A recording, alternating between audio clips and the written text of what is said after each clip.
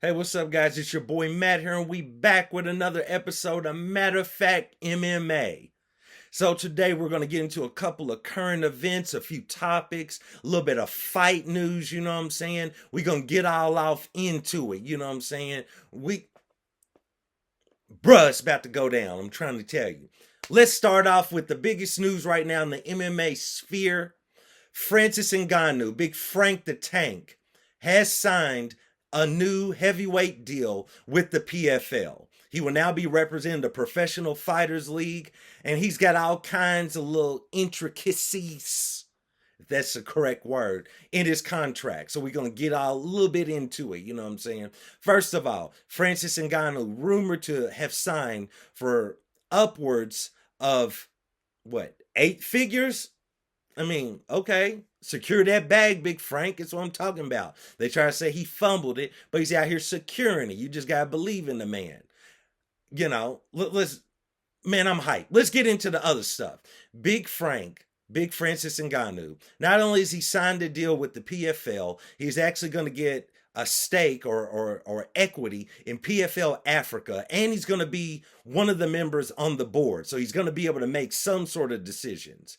At least, you know, they're giving him the title and he's going to make some type of decisions. I don't know what those decisions are going to be, but they're going to include Big Frank in something. So that's cool to see as well. Also, he's going to be allowed to go ahead and take boxing matches on the side. That's interesting. He says he won't be returning until 2024, so we got a whole year to wait for Big Francis. You know, he is getting a little bit older, although he's at heavyweight where they age like fine wine, you know what I'm saying? So, you know, I don't think the age will play a big role, especially in the PFL. I honestly don't even know who they can have him fight, you know, in the PFL to be honest with you, but nevertheless, shout out to Big Francis Ngannou for pulling that off. Now, I will say, you know, there's been a little chitter chatter between him and John Jones. They've kind of gone back and forth, you know, at each other on Twitter. You know, John Jones basically saying, how can you be the baddest man on the planet when you're across the street? You know, Big Francis shot back with, why don't you cross the street? You know, but at the end of the day, I love Big Francis, but at the end of the day, man, do you want to be in the PFL or do you want to be in the UFC? You know what I'm saying? You want to be in the minor leagues or you want to be in major leagues? You know what I'm saying?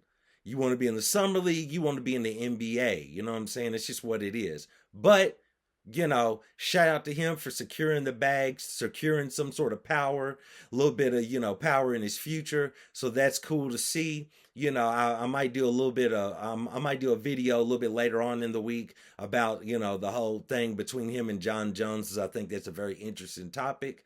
But for right now, we're just going to leave it at Francis Ngannou has now signed with the PFL. Outstanding. Clap it up for Big Francis. Oh, y'all, clap it up for Big Francis. You know what I'm saying? So that's cool to see.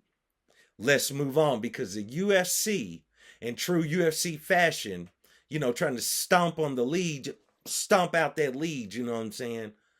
The UFC releases tons of fight news an hour or two, if not less, right after Francis Ngannou makes his announcement. And they're coming out with heaters. They coming out with bangers, you know what I'm saying? Come on, man. Let's talk about Alex Pereira moving up to light heavyweight to step in the octagon with Jan Blachowicz, Big Jan Blachowicz. You know what I'm saying? Clap it up for that, bro. We talking about Poatan Alex Pereira stepping in there with that right hook of doom, that right hook of death. You know what I'm saying? People ain't seen a right hook that devastating since I Still Know What You Did Last Summer. A homie came through with that meat hook. You know what I'm saying? Look that up if you don't know. Bro, Alex Pereira gonna step in there with Jan Blachowicz, the legendary Polish power. You know what I'm saying? Big Jan will lay you out too. That's gonna be interesting. You know, Jan can definitely do some wrestling. We saw him wrestle against Izzy. So I would think if Alex Pereira can go in there and survive against Jan, who's got that legendary Polish power, and he can grapple, and he's got a little bit of wrestling, or at least some heavy top pressure. I mean, you know, Alex is off to the races, so to speak. I'd say you only need one more win after Jan, and he could be in there fighting the winner of Jamal Hill and Yuri Prohaska. So that should be interesting. We'll see how that all plays out. It's good to see, homie just finally decide which division he's going to be in, and he's moving on. So that should be a great fight. Moving on from there, we got Zhang Wei Li. Remember me, Zhang Wei Li, as she yelled out, stepping in there to defend her 115-pound title against Amanda Lemos. Now, I know we all didn't really see that coming, but, we definitely thought a fight between her and Jan, and I'm not talking about Blachowicz. We definitely thought that going down in China was the move to make, but they're going to go this way first. I don't think it really changes anything because I would have to favor Zhang Wei Li in that fight. I would favor her to defend her title and then, make way for the UFC to schedule something in China, probably in 2024, and step in there against Yan, and it'd be an all Chinese affair, and we'll see what's going on. You know what I'm saying? Who's going to win in the land of the rising sun? I hope I didn't offend anybody. I hope that's right. I hope China is the land of the rising sun. If not, my apologies. I hope it is, though. Nevertheless, love y'all. Thanks. Zhang Wei Li. I mean, savage. So what? You don't need to say nothing else about Zhang Wei Li. You're looking around and you really got to wonder who's going to beat her at 115 anyway. So that's very interesting. Amanda Lemos does have some good stand-up, and she can definitely grapple if she needs to, or at least has a fairly good grapple defense. So that should be very interesting. I think Wei Li can definitely finish this fight anywhere.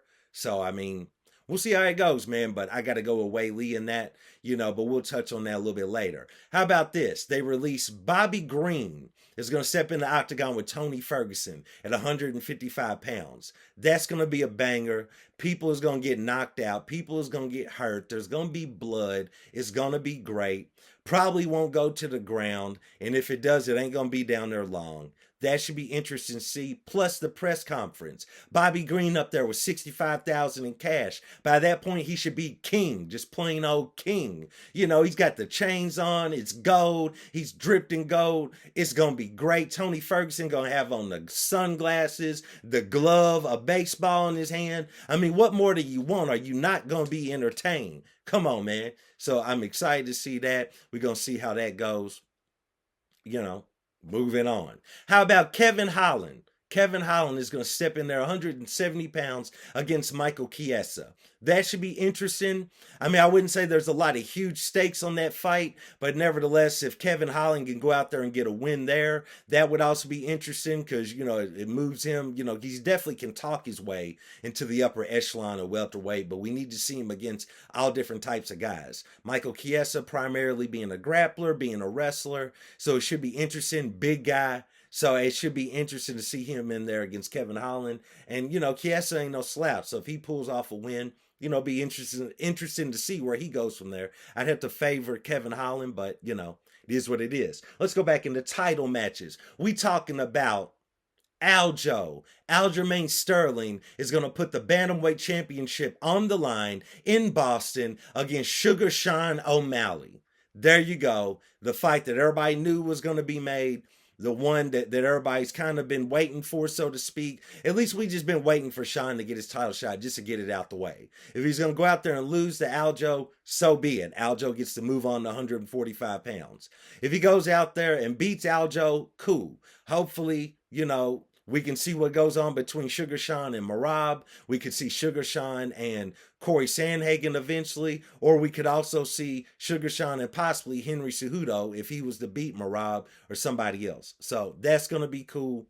Glad they signed that in Boston. I told you in a previous video, Aljo ain't got no pool. So when he was trying to act like he wasn't going to do that in Boston in August, I said, nah, he ain't got no pool. So that's that. That's out the way. What about Dustin Poirier stepping in there with Justin Gaethje in Utah above sea level?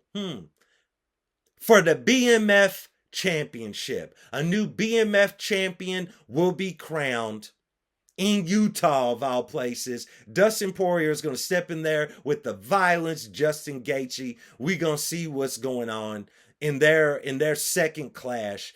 Dustin won the first time. Justin Gaethje, much well-rounded fighter, much better fighter now. So it's going to be interesting to see him going there with Dustin. I mean, Dustin's already made his money off the Conor fights. Dustin's had a heck of a career. I think he's definitely still got plenty left in the tank.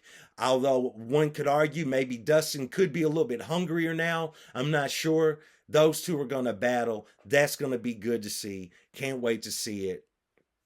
I mean, that's just a few of them, man. That's just a few of the fights that been announced. That's all we're going to touch on today. But I mean, what more do you want? Are you not going to be entertained when Bobby Green steps in there with Tony Ferguson? I mean, hopefully it don't end all the way bad for Tony, but shout out to King Bobby Green, or just King. What more do you want? Poatan versus Jan Blachowicz, legendary Polish power. You know what I'm saying? In there against that Brazilian powerhouse. You know what I'm saying? What more do you want? Zhang Wei Li defending her title against Amanda Lemos. What more do you want? Are you not going to be entertained? Aljo, finally, we can get some clarity. Are you staying in the division? Are you moving to 145? Blatantly going to 145. My pick to beat Sugar Sean O'Malley. But we finally get to see that. I mean, all types of goodness. BMF title, a new BMF champion. They should just, it's going to need its own little title bracket. You know what I'm saying? The inaugural, the original champion, Jorge Masvidal. And then, now we're going to crown a new one, either Justin Gaethje or Dustin Poirier. I'm here for it. I'm all for it. I appreciate you guys joining me for another episode of Matter of Fact MMA. And I'll talk to you next time. Peace.